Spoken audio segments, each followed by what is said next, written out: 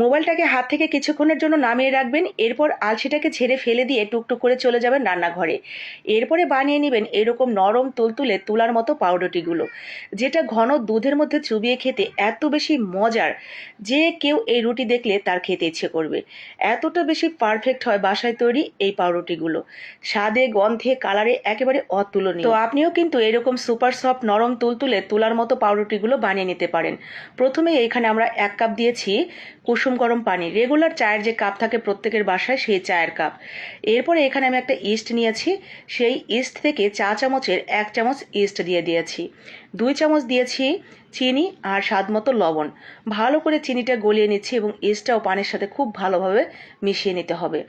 মেশানো হয়ে গেলে একটা ডিম দিয়ে দিচ্ছি এখানে আমরা। ডিমটাও খুব ভালোভাবে ফেটিয়ে নিব। ভালো করে ফেটানো হয়ে গেলে আমরা এখানে দিয়ে দিব অল্প একটু ঘি। ঘি দিলে খুব সুন্দর একটা ফ্লেভার আসবে।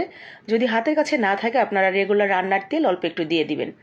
এরপরে এখানে আমি 1.5 কাপ পরিমাণ দিয়েছি ময়দা। হাফ কাপ দিয়ে আমি 3 কাপ দিয়েছি এখানে। তো 1.5 কাপ পরিমাণ ময়দা দিয়ে খুব ভালো করে মেখে নিয়ে এটা আমরা রেখে দিব 2 ঘন্টার জন্য রেস্টে। উপর থেকে একটা ঢাকনা দিয়ে চুলার পাড়ে অথবা যেখানে ফ্যানের বাতাস টাতাস খুব বেশি যায় না এরকম জায়গায় 2 ঘন্টা রেখে দিবেন। 2 ঘন্টা পর ঠিক এরকম ইস্ট অ্যাক্টিভ হয়ে ডাবল হয়ে যাবে। তো এরপরে আমরা বাতাসটা বের করে নেব। বাতাসটা বের করা হয়ে গেলে জাস্ট হাত দিয়ে একটু মেখে নিয়ে এটাকে আমরা পিস পিস করে কেটে নেব। তো আমি একেবারে বড় বড় জাম্বো সাইজের 4টা পাউরুটি তৈরি করব, যাতে একটা খেলেই একজনের কাজ হয়ে যায়। ছোট ছোট করে তৈরি করলে এগুলো মানে মাঝারি করে করলেও আপনি 8টা বানাতে পারবেন। তো আমি বড় বড় করেই বানিয়ে নিয়েছি। তো ঠিক এইভাবে আমরা উপরের দিক থেকে নিচের দিকে নিয়ে নিচের দিকটা আবার একটু সমান করে দিয়ে ঠিক এভাবে গোল করে নেব।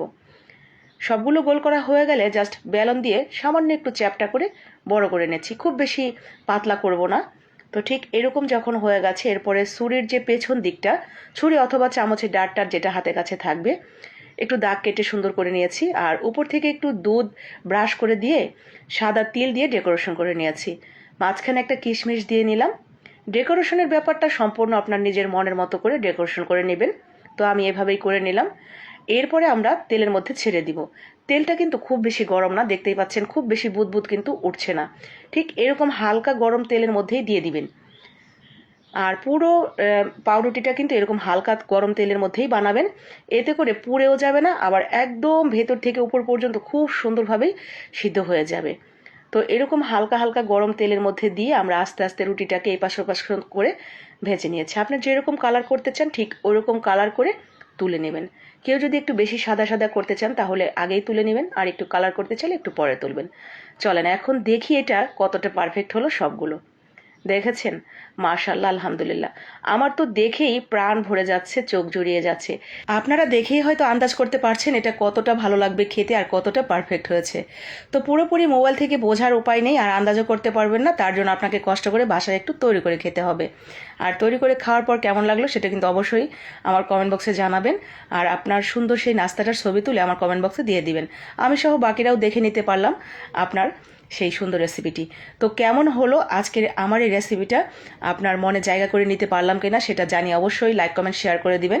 বাকি আপু ভাইয়াদের মনে জায়গা করার জন্য অবশ্যই একটা শেয়ার দিবেন।